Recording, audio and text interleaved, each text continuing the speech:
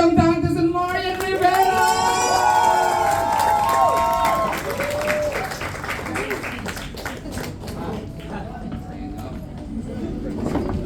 Yan. Ano ba mo?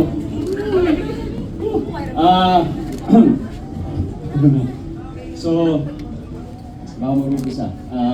Magandang gabi sa inyong lahat. Doon muna tayo sa episode 1, kung saan nag-umpisa ang lahat. Nung nabasa ko yung kwento ng Rewind, nung unang naikwento siya sa amin, Sir Enrico, ang dasal ko sana mabigyan ako ng lakas, sana mabigyan kami ng lakas na magkampanan ng tama itong pelikulang ito.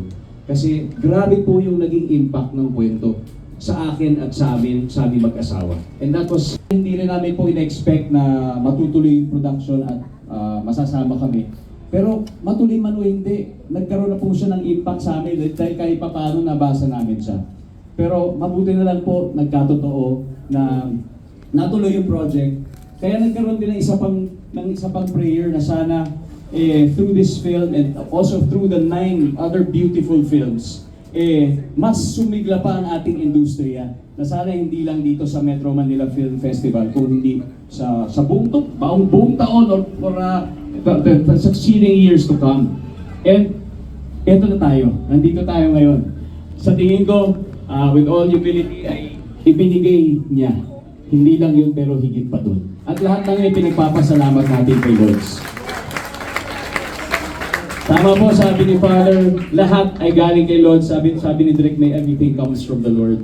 And first time in my life, marami pong nagtatanong sa akin at lumalapit sa akin para po si Daddy Nestor, si Tito Lito.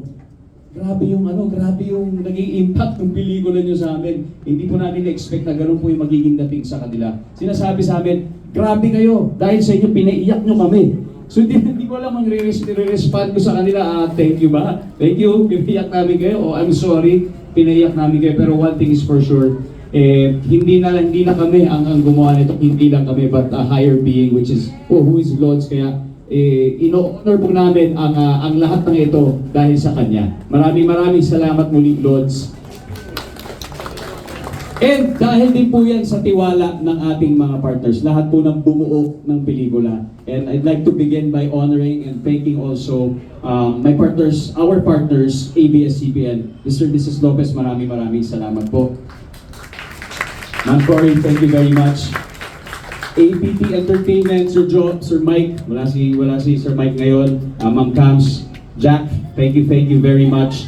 Sa Team PPL, Boss Perry, Paolo, maraming salamat. Sa Star Cinema, Team Star Cinema, marami po mga subgroups within Star Cinema.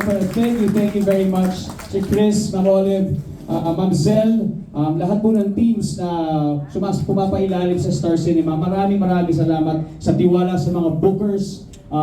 Tama po, sabi ni Ms. Camille na nagpupuyat dahil nagulat kami, meron palang nagsushowing ng 3 a.m. Maraming salamat sa inyo. Sa promo team, of course, promo team, aka ABS-CBN Drinking Team. Maraming salamat sa inyo. Napakahusay. It was such a fun experience working with you. And syempre sa ating production, ang kasama namin for 25 days na nakikipaggera sa ground, grinding every day. Lahat ba nandito sa entablado kanina, maraming salamat sa inyo. Ito yung trabaho ninyo. Maraming salamat. Napakahusay ninyong lahat. Of course, gusto ko rin magpasalamat sa tiwala ng ating cast, ng ating napakagaling na cast.